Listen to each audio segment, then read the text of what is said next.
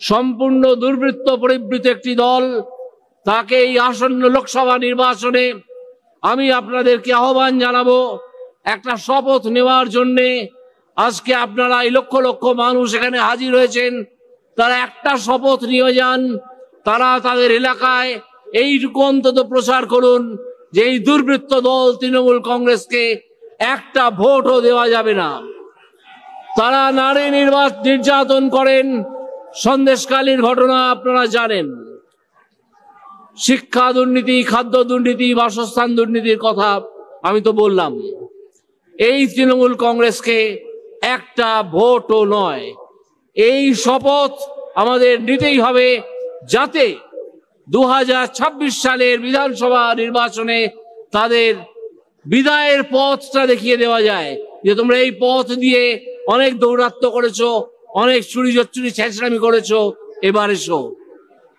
তাই সেই জন্যে এই লোকসভা নির্বাচন থেকেই তার উদ্যোগ নিতে হবে। আপনাদেরকে সেই শপথ নেওয়ার কথাই অনুরোধ করব যে নো ভোট টু তৃণমূল, তৃণমূলকে একটা ভোটও নয়।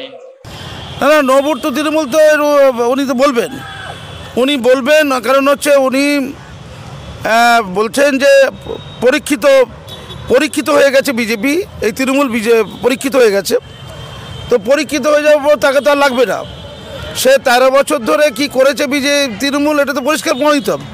তাই এখন এই মুহূর্তে নো ভোট টু তৃণমূল, তাই তো নো ভোট টু তৃণমূল এই কথা তো তিনি বলবেন। তিনি নতুন দলে এসছেন, তিনি চাইবেন যে দলে তিনি গেছেন মানুষ তাদের ভোট দিক এবং তাদেরকে পরীক্ষা করার সুযোগ করে দিক বাংলায়।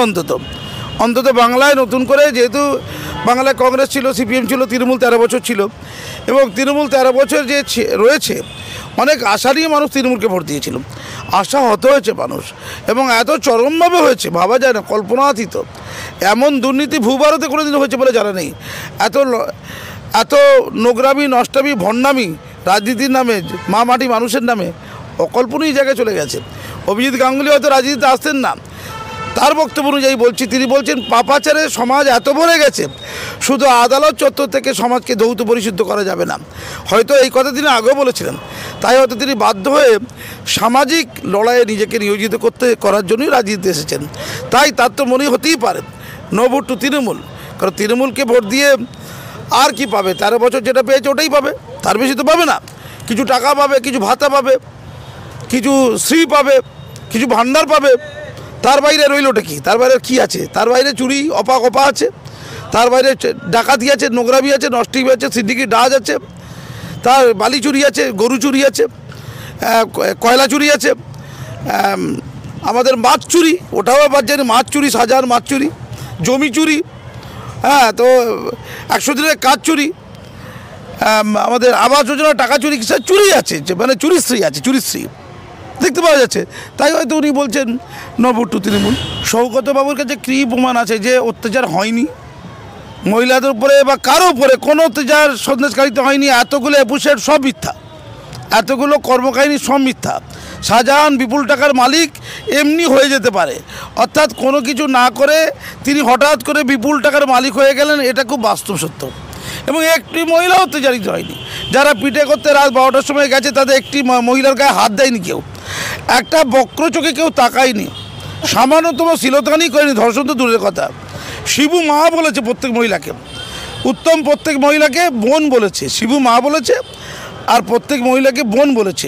আর শাহজাহান এই মহিলাদেরকে শিবজ্ঞানে পুজো করেছে, মানে মহিলারা তো আর শিব হয় না, মা দুর্গা, মা সরস্বতী হয়, মা কালী হয়, পূজা অর্চা করেছে। এইটাই কি সত্য? যদি এইটা সত্য প্রমাণিত না হয়, যদি তার এই বক্তব্য মিথ্যে বলে প্রমাণিত হয় তদন্তে, তাহলে সৌগতবাবু এই বয়সে কি ফাঁসির দড়ি নিজেই গলা পড়ে নেবেন? মিথ্যাচারের জন্য ফাঁসির দড়ি নিজেই কি গলায় টেনে নিয়ে পড়ে নেবেন নাকি? এইটার উত্তর উনি দিক। ওনাকে আগে তদন্ত করার আগে মাননীয় বলেন, উনিও বলছেন, তাহলে কি উনি মাননীয়ের জায়গায় চলে গেছেন নাকি? আমি শুধু এই প্রশ্নটা করি, উনি কি মাননীয়ের জায়গায় চলে গেছেন? কারণ মাননীয় কামদুনিতে এই অসহায় মহিলা তাকে চরিত্রহীন বলেছিলেন।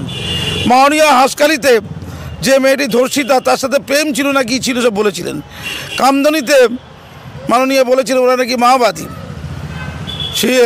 শিলাদিত্যদের ওই যারা সারের দাম কেন বাড়ছে বলতে বলেছিল মাওবাদী, তার মাননীয় অনেক অগ্রিম বলে দেন। তেমন কি আজকাল সৌগত বাবু কিছু সিদ্ধিলাভ করেছেন নাকি? সিদ্ধিলাভ তাই কি অগ্রিম বলে দিচ্ছেন নাকি? যেমন তাপস রায় সিদ্ধিলাভ করেছে। কবে সিদ্ধিলাভ করেছে? 10ই জানুয়ারি, যেই দিনে মানে বিবেকানন্দের জন্মদিন ছিল, গত 10ই জানুয়ারি। সেই দিনে ইডি তার বাথরুমে গিয়েছিল, টয়লেটে গিয়েছিল না কোথায় গিয়েছিল, তার কিচেন রুমে গিয়েছিল। তখনই তিনি বুঝে গেলেন যে দুর্নীতিগ্রস্ত তৃণমূল, যেদিকে তাকাই তৃণমূলের দুর্নীতি খুঁজে পাই। তারপরে তিনি সিদ্ধিলাভ করলেন এবং তৃণমূলে যোগদান করলেন, এই বিজেপিতে যোগদান করলেন, তৃণমূল ছেড়ে দিলেন। তিনি তৃণমূলে আর গণতন্ত্র খুঁজে পাচ্ছেন না। আমার বক্তব্য, এই পাগলামি তো সীমা থাকা উচিত এবং এই পাগলামি বন্ধ করার জন্য শাস্তিমূলক পদক্ষেপ নেওয়া উচিত। এই মিথ্যে কথা বলার জন্যও তো কোনো শাস্তি থাকতে পারে। যে মানুষগুলো ন্যায় পাওয়ার আগে জনপ্রতিনিধিরা, নেতা মাথারা যদি মানুষকে বিপদগামী করে, অন্যায়কে প্রশ্রয় দেয়, তার জন্য কি আইন আছে, সেই আইন মতে তো তাদের বিরুদ্ধে অ্যাকশন হওয়া উচিত। তিনি তো টাকা খুঁজছিলেন, নারদার টাকা, ওই টাকাটা কি কাগজ ছিল, টাকা মাটি টাকা ছিল নাকি? ওটা উনি প্রমাণ করে দিতে, ওটা মাটি ছিল, ওটা খবরের কাগজ, শুধু খবরের কাগজ ছিল, ভেতরে কোনো কিছু ওই স্থাবর অস্থাবর সম্পত্তি ছিল না, এটা খালি বলে দিক। ধন্যবাদ।